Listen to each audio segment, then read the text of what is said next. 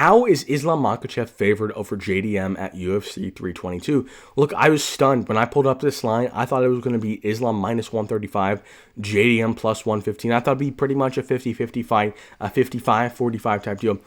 Islam is minus 260. That means he's got about a 75% chance to win this fight, and I just disagree. I think JDM has the 75% chance to win this fight. Look, Islam is a good fighter. He's got a lot of aura. He feels invincible. But the issue for me with Islam, it's two-faced. Number one, at 155, he is perfect for 155. He doesn't have the longest reach. You know, he is one of the taller guys at 155. He doesn't have the longest reach. But he's a long guy, long legs, above average reach for the division, the most muscular, big athletic guy at the division, and he's a wrestling focused guy. He was bullying those guys at 155. Every single guy, other than maybe Dustin Poirier, Islam had a good 10 to 15 pounds of muscle on them. That was just that. I mean, Islam was just the bigger guy in every single fight that he fought. And when he did go up against guys that were a little bit thicker, you know, Volk wasn't obviously the tallest guy, but Volk in the first fight gave him a run for his money. It was a 3-2. Islam won for sure. I'm not trying to say Volk won. And then Dustin competed with him. So when he fights guys that, not necessarily from a height or from a reach standpoint, but guys that are a little bit thicker, guys that can kind of match his physicality to a degree, although Islam's more muscular than Volk and more muscular than Dustin. Those are two big athletic guys. JDM's going to be a problem. Now, people are talking about JDM being bigger. I don't really think JDM is bigger necessarily. I think they're probably about the same size. JDM might be a half inch taller, maybe a tad bit more muscular, but I think these guys are probably identical in size, if I'm being honest. I think they're going to measure up pretty closely when we see them face off.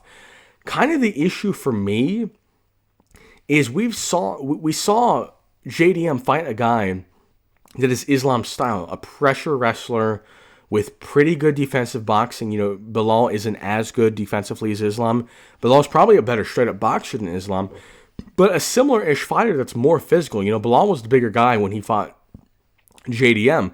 Bilal could not take JDM down at all. Now, Islam's a little bit more crafty. I would say probably a little bit better jiu-jitsu than Bilal, but from a pure offensive wrestling standpoint, Islam is smaller than Bilal.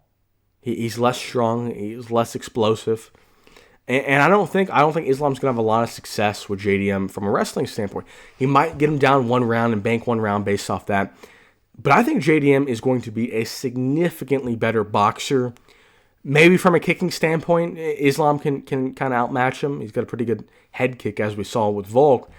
I think this is going to be kind of a beatdown. I think JDM is going to win pretty comfortably. I think JDM is going to walk him around the ring. I think Islam is going to not know where he's at. He's going to be looking around, what? How am I losing? I think JDM is going to win by TKO in the third or fourth round. If it does go to decision, which I think is possible, I think JDM wins 49-46. I think Islam might take one round off him. Maybe two. You know, maybe Islam surprises me with his boxing. But I don't see an Islam finish. I don't see any way Islam can finish him standing. Maybe Islam can get him into a tricky submission. But look, JDM's not going to be on the ground for very long. So Islam potentially, maybe 10% could get him into a submission. I think there's a very good chance JDM wins by TKO. And then at that point, once JDM wins by TKO or by decision, but especially by TKO, where does Islam go? Where does Islam go? Where does Ilya go? Where does JDM go? Because I don't know who JDM's going to fight. Does he fight, Shavkat? Maybe. Shavkat hasn't fought in a while. Does he fight Ilya? That matchup feels a little weird because Ilya would be going up for a super fight, but it's not against Islam. Where does Islam fight? You know, does Islam, I guess he's staying at 170 for sure, but is Islam going to just, kind of fight Ian Gary or something like that? It feels really weird because usually when these fights happen, you know who needs to win and they usually get the win. This fight has a weird feeling to it that JDM is going to win and everybody's going to be like, what do we do now? With Ilya in the limbo, because Ilya's waiting to move up to fight Islam. Islam's planning on fighting Ilya. I think JDM's going to throw a wrench into the plans. And another crazy thing that has broke is the rumors that the UFC is being investigated for fixing fights. Now, out of all the sports, football, basketball, all these different sports, I always say it's not really possible to rig it. It would just be too difficult. MMA and boxing are the sports where it's a lot easier because it's one person And to some degree, it is kind of tough in especially UFC to really say definitively, okay, that guy threw it, or that guy made a bad decision, or that guy was injured. It's really tough. Now, sometimes, some people will be like, why didn't you try to find out that easier? Why did he tap so early? Why did he throw those punches?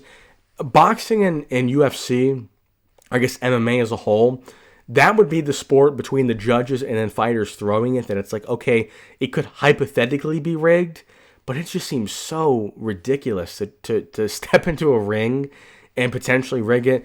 Dana White discussed this, and he was talking about one guy who they, I guess, caught trying to rig the fight. He got submitted in the first round. And hypothetically, I could see that happen. I guess we'll have to wait for the FBI to investigate it. But out of all the sports, this would be